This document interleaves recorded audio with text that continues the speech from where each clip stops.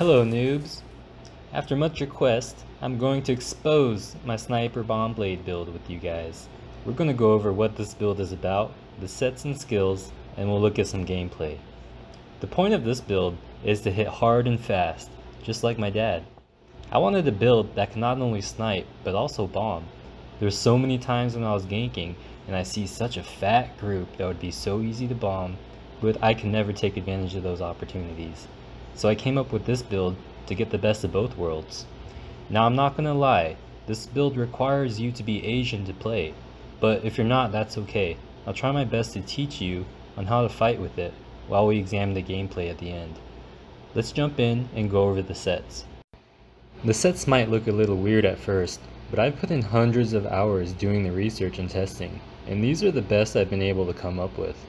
For the gear, I do all medium for the extra crit damage, but you can also wear some light armor if you're scared. For the monster set, we have two Balorg. Since I have to split some power between sniping and bombing, Balorg is the only way I'm able to kill the really tanky potatoes. For the 5-piece set, you can use either Stygian or Plague Break. They both have pros and cons, but I've been using Plague Break more often. Now for the jewelry, I run the Wild Hunt ring and 2 agility pieces, all infused with the weapon damage glyph. I love the added speed from Wild Hunt when you're out of combat. It makes running from your problems a lot easier. The reason for the 2 agility is simply because it's the only viable 2-piece I could find for this build. Finally, for our weapons, I'm using the Perfected Vadishran bow and the Master Greatsword. I think the bow is the only viable option if you want to snipe effectively, because it gives at least 5% more damage. The 33% you get when you're close up is also really nice, as you can follow that up with an NCAT. If you have 500 ultimate, that combo alone kills most players. Let's look at those skills. On our sniping bar, we'll start with Crushing Weapon. You can use Poison Injection or Silver Shards too, but I've been using Crushing Weapon lately because they buffed it by giving it Major Breach. Our second skill is Camo Hunter, which gives more crit and 8% more damage. Lethal Arrow is our opener, which gets buffed by up to 33% from our bow. Successful kills with Snipe also give you about a 50% chance to receive a Hate Whisper, which is nice when you're feeling insecure and want some attention. Vigor is our main heal. Keeping this going while detected is really important because we have less than 20k HP. Cloak is our last skill on this bar, giving us a guaranteed crit at will. For the ultimate, I use NCAT. This might seem weird to have on the bow bar, but it's essential for 2 reasons. The first is so we can get the 10% crit damage for having an assassin skill slotted. The second reason is because you can hit NCAT after snipe, which deals massive damage. On our bombing bar, we'll start with Surprise Attack, our main spammable. Second is Executioner, pretty much the only way to kill tankier targets. For our third skill, I'm using Carve, which hits way harder because of the Master Greatsword. My tooltip is only about 8500 buffed, but with the 1550 added for each target the sword hits, that brings the real tooltip to about 10k for just a single target, almost as much as our Surprise Attack. Combined with the Plague Break set, you can get some massive bombs with this. The skill is also really good to execute because it's not dodgeable. I'll use it when I know my opponent is going to roll dodge or go in cloak.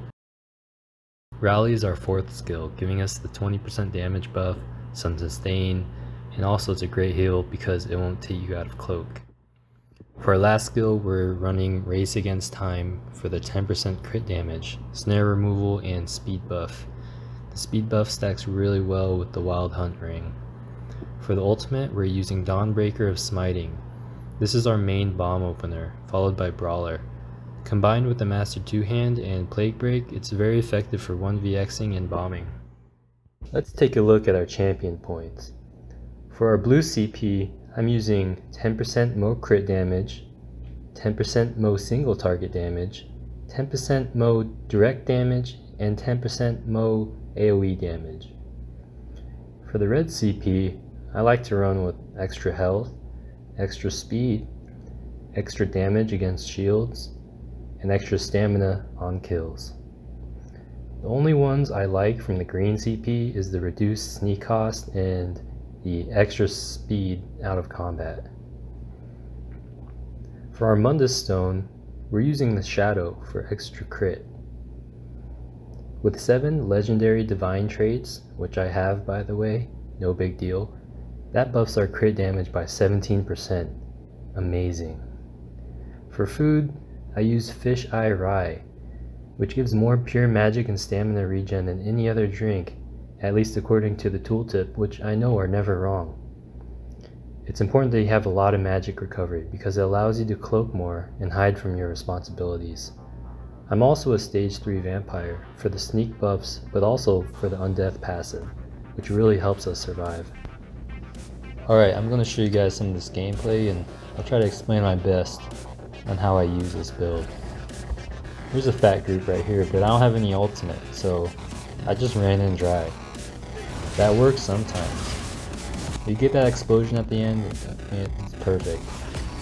With the Master 2 hand, the more targets the better, so really if there's a lot, you don't even need to use an ultimate. Also, I love bombing flags like this too, just because Plague Break affects the NPCs as well. Getting kind of risky here for that last kill, but this build's all about high risk.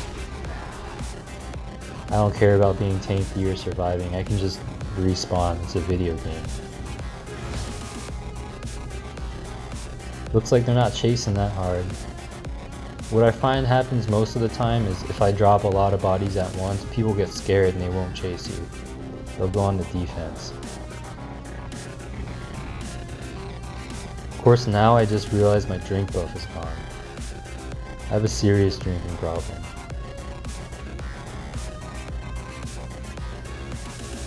Gonna rest here a bit, check up on them. Looks like they're all running away. This is pretty exciting to see because it means their guard's down. Notice how I tried sniping that guy but I canceled it. You can easily do that by right clicking. I couldn't have gotten that combo through because he was behind the tree.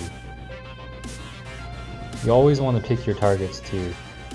I could have easily gotten that first guy, but I know I could have gotten the second guy too, so I go for the second guy first and I can always come back and get the first.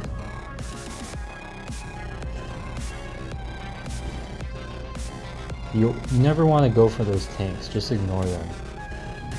You want to find the dudes with the lowest health first. You can easily turn that setting on. Here I'm looking for targets.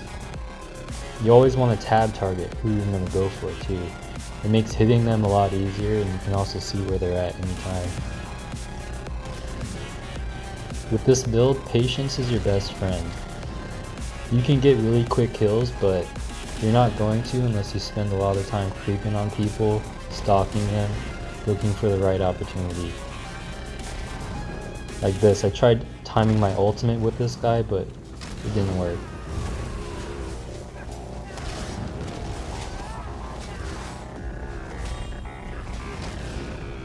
This guy was tab targeted, so I knew where he was. Amidst all the chaos, I could just turn around and look for him quickly. Definitely recommend changing tab target to an easy keybind. Mine is the shift key. You also want to be aware of your surroundings while you're in combat, that way you won't get jumped. Also, you want to anticipate how many cloaks you can use before your magic runs out. Here my magic runs out, but I was able to find cover and no one can detect me. Now I just pick my next target and I'm waiting.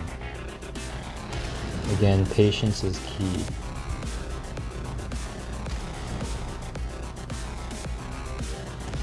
Basic snipe. Some targets you have to do 2 snipes. That usually gets most of them. This guy's running away. But that's where the good magic regen comes in. You can easily come up behind them. Combined with the wild hunt ring, you can basically control the battlefield. I was a little premature here with my ultimate, but that's okay, guys. You also want to keep an eye on all the dead bodies. Usually the people rezzing are pretty easy targets. Just like how a sniper in real life will wound someone and then use them as bait so that they can pick off their friends, you want to have that same sick mindset. You also always want to kill noobs. It's really easy and it makes you feel like you're a good player.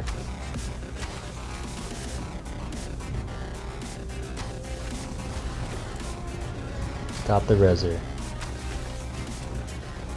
With this build you can basically control the tide of battle and no one really knows. You're always behind the scenes.